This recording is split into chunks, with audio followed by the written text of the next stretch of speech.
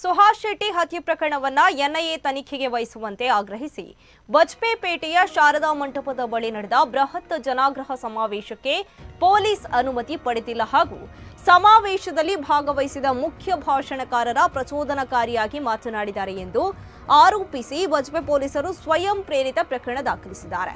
ಬಜ್ಪೆ ಠಾಣೆಯ ಕಾನ್ಸ್ಟೇಬಲ್ ಚಿದಾನಂದ ಕಟೆ ಅವರು ದೂರು ದಾಖಲಿಸಿದ್ದು, ಬಜ್ಪೆಯಲ್ಲಿ ವಿಶ್ವ ಹಿಂದೂ ಪರಿಷತ್ ಮತ್ತು ಬಜರಂಗ ದಳದ ವತಿಯಿಂದ ಹಮ್ಮಿಕೊಂಡ ಪ್ರತಿಭಟನಾ ಸಭೆಯಲ್ಲಿ ಸುಮಾರು 3,000 ಮಂದಿ ಭಾಗವಹಿಸಿದ್ದಾರೆ. ಕಾರ್ಯಕ್ರಮ ಆಯೋಜನೆಗಾಗಲಿ ಅಥವಾ ಧ್ವನಿವರ್ಧಕ ಬಳಸುವುದಕ್ಕಾಗಲಿ ಪೊಲೀಸ್ ಇಲಾಖೆಯಿಂದ ಯಾವುದೇ ಅನುಮತಿಯನ್ನ ಪಡೆದಿಲ್ಲ. ಕಾರ್ಯಕ್ರಮದಲ್ಲಿ ಭಾಗವಹಿಸಿದವರು ಬಜ್ಪೇಪೇಟೆಯ ಬಸ್ಸು ನಿಲ್ದಾಣಕ್ಕೆ ಬರುವ ಮತ್ತು ನಿಲ್ದಾಣದಿಂದ ಹೊರ ಹೋಗುವ ರಸ್ತೆಯನ್ನ ಉದ್ದೇಶಪೂರ್ವಕವಾಗಿ ಅಕ್ರಮ ಕೂಟ ಕಟ್ಟಿಕೊಂಡು ತಡೆದಿದ್ದಾರೆ.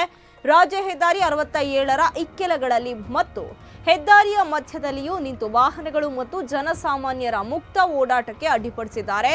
ಸಭೆಯಲ್ಲಿ ಓರ್ವ ಭಾಷಣಕಾರ ಧರ್ಮಗಳ ನಡುವೆ ದ್ವೇಷವನ್ನ ಉಂಟುಮಾಡಿ ಗಲಭೆ ಸೃಷ್ಟಿಸುವ ಹಾಗೂ ಜೀವ ಬೆದರಿಕೆ ಹಾಕುವ ರೀತಿಯಲ್ಲಿ ಪ್ರಚೋದನಕಾರಿಯಾಗಿ ಭಾಷಣ ಮಾಡಿದ್ದಾರೆ. ಭಾಷಣಕಾರರು ಮತ್ತು ಸಂಘಟಕರ ಮೇಲೆ ಕಾನೂನು ಕ್ರಮ ಕೈಗೊಳ್ಳಬೇಕು ಎಂದು ದೂರಿನಲ್ಲಿ ತಿಳಿಸಿದ್ದಾರೆ.